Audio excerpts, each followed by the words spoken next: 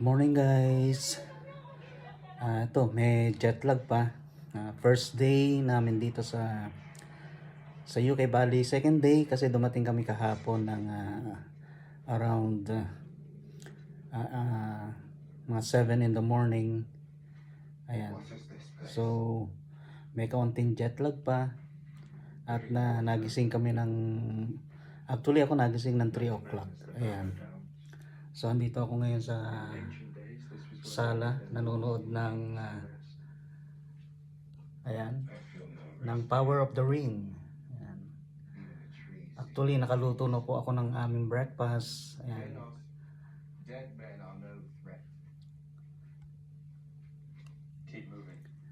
Ayan po. Andito kami sa maliit na sala ng inuupahan ng aking anak. Ayan po.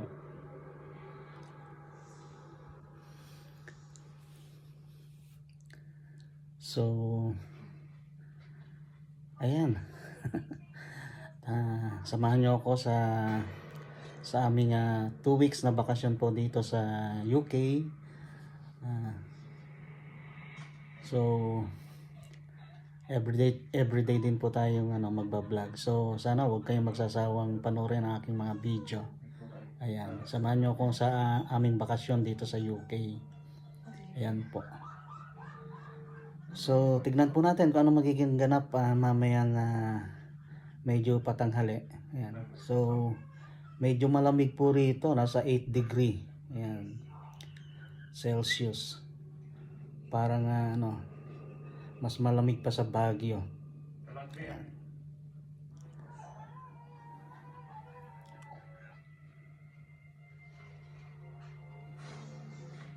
So maliit lang ang place ng aking anak dito na inuupahan niya kasi daw mahal po ang renta ng mga bahay po dito.